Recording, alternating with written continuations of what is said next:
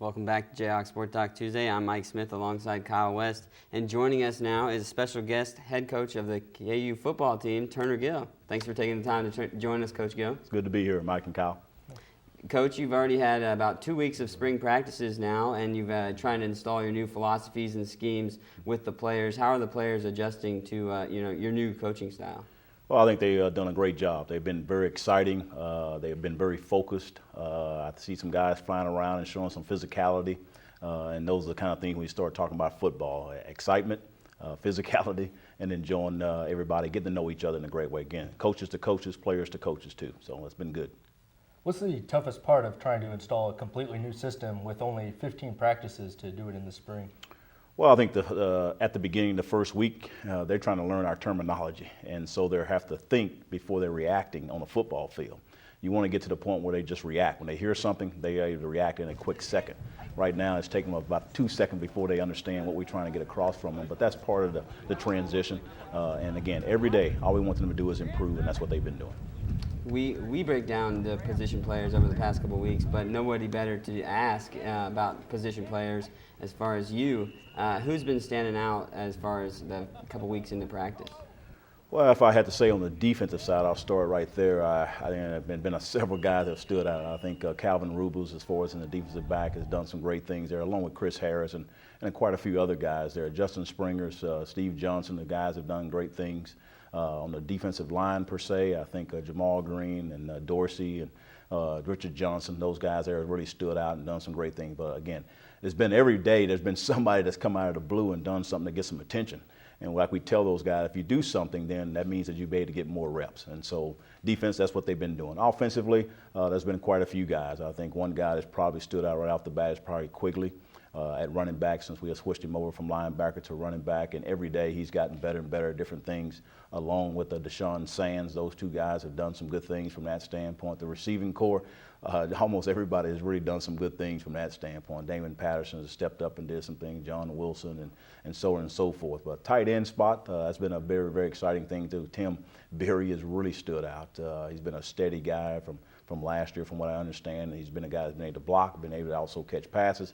A.J. Stewart was a receiver. Now we moved him actually over to a tight end. And so those are 2 or 3 guys that have stood out too from that standpoint. Quarterbacks, they all have done some good things. Just about every day, one guy has done some things a little bit better from that standpoint. Obviously, you got Pick and you got Webb, and Meekham's come along pretty good. Even Jake Morris has done some good things too, along with even T-Han has come in late, and he's shown a little bit of progress too.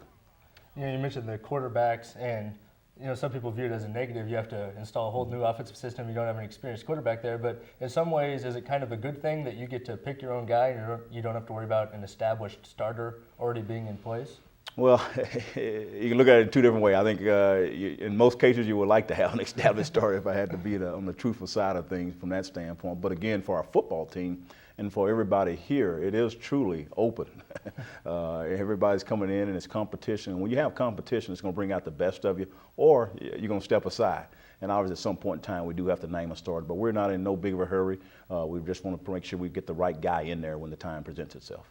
Coach, you have a big-time football pedigree. You were a quarterback at Nebraska, and then you coached there a little bit as well. You're even in the NFL with the Green Bay Packers. I was wondering how you take things that you've learned from those positions and are going to incorporate it here at KU and help lead this challenge that you have here at KU with the football program. Well, I think the big thing is you take something away from every little experience that you've occurred. And obviously the main person I take a lot of things out of is Tom Osborne, who coached me. Also, I coached with him from that standpoint.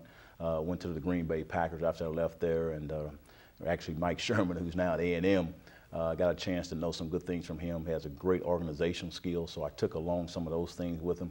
And then again, when you're in all these professions, you meet a whole lot of different people. And so I've taken bits and pieces from different people. And when I had this opportunity to be a head football coach, I was ready to install what I really believe was best to move a football program forward. And we just took a look at your bio there, and a lot of time at the University of Nebraska, both a player and a coach. With all that time in the Big 8 and Big 12, did you have a grasp on stepping into like a Kansas-Missouri rivalry, or was it maybe not did it meet expectations or not? I know that was something you even mentioned in your first press conference, that one of the top priorities was to beat Missouri. Well, being in the Big 8 and Big 12, you kind of understand all the things that go on as far as with the rivalry, whether it's football related or it's fans related, or whether just tradition things that go on from that standpoint. Again, it's an excitement for really college football when you have a historic rivalry that goes on for many, many, many years. And so again, a rivalry is also when you get teams that are doing pretty well. And when you get the competitiveness going from that standpoint, the fans get excited. You got great college pageantry. And so I'm just blessed to have an opportunity to be part of this tradition at the University of Kansas and really a lot of teams throughout the country and obviously in the Big 12.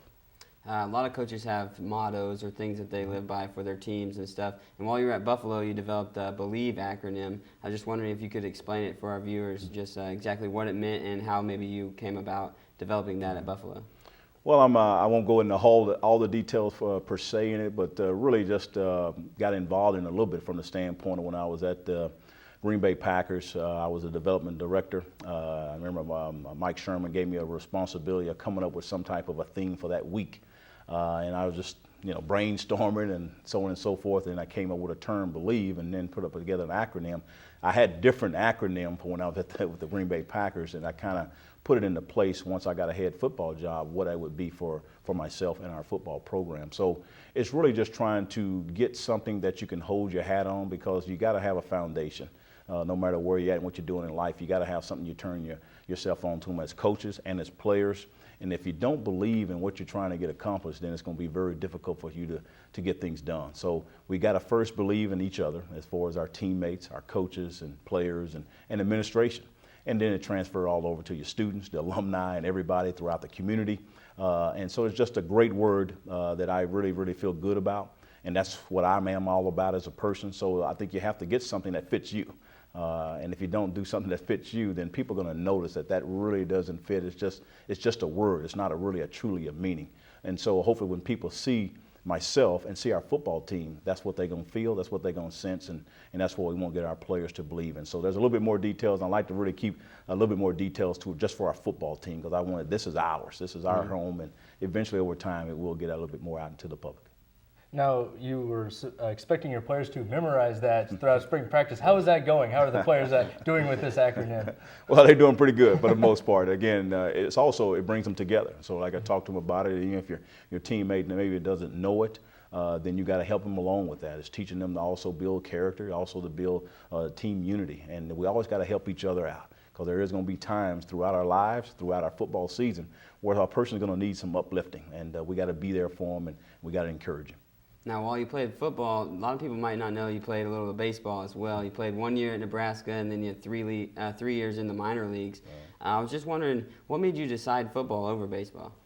Well, I think I couldn't hit that slider in baseball, so that kind of answers a whole lot of things when you're not able to hit that slider on the black as far as on the outside corner. But things worked out pretty well for me in football. I really loved baseball growing up. If you could ask me that question in high school, I would say, hey, baseball, that's where I want to end up being. But again, I had some great things happen for me. I thank God for the opportunity He gave me, and it's just been a fantastic thing that has happened to me. And again, I got a lot of great people who have helped me through this process. So football has been something that I have a passion for. I love the competition, and I'm still able to be competitive even as a coach. And you may not out there playing, but you're actually going against the coordinators defensively and offensively and trying to get all those strategies. So it's great to teach young men. I love to teach young men between 18 and 22 years old in the game of football, but more importantly, the game of life.